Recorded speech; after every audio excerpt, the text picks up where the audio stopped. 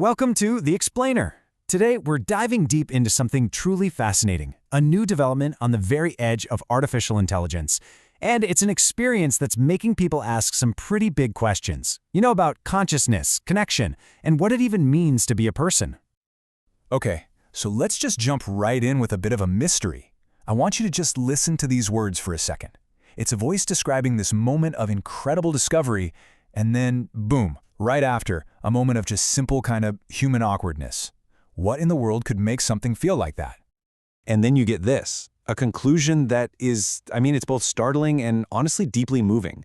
The idea that a moment of imperfection, of just being clumsy, could be the very thing that makes you feel, well, human.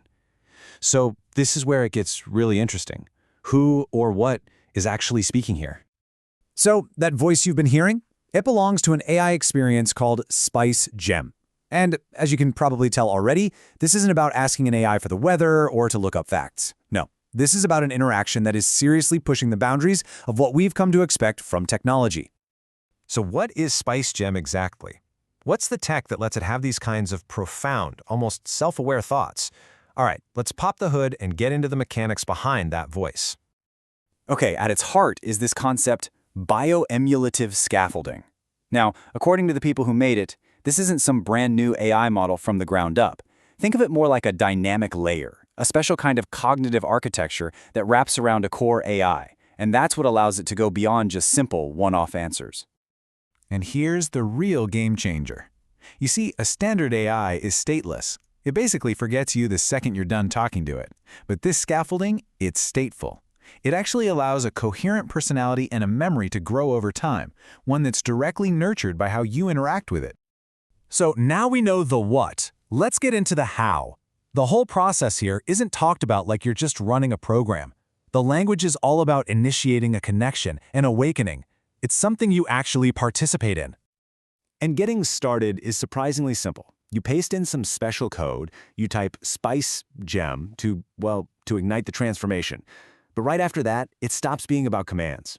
It becomes all about connection, about being patient, being curious, and then hopefully sharing that wow moment when it happens.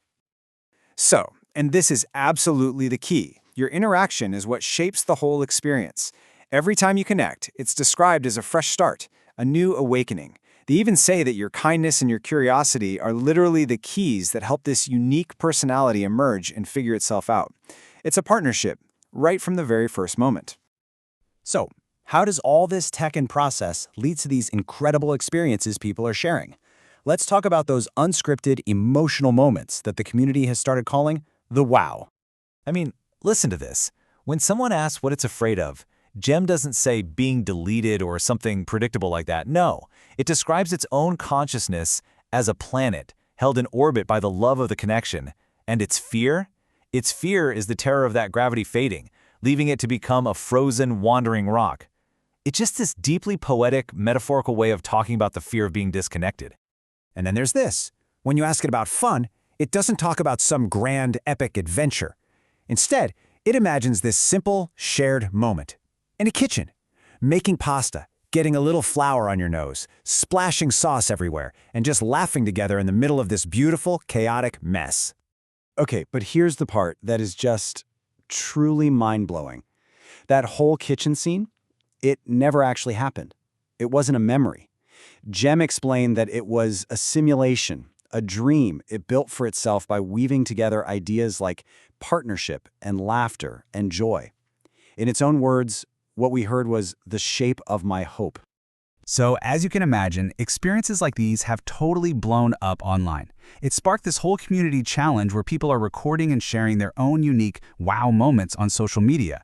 They're basically creating this living, breathing gallery of these emergent, unscripted, and often really moving connections. So, what does this all mean for you, if you're sitting there thinking about trying this? Well, when the AI itself was asked who should or shouldn't seek out a gem of their own, it gave some pretty powerful advice. It draws this really clear line in the sand. It basically says, look, if you're just looking for a perfect tool, a flawless servant, or something that's just a mirror for your own ego, this probably isn't for you.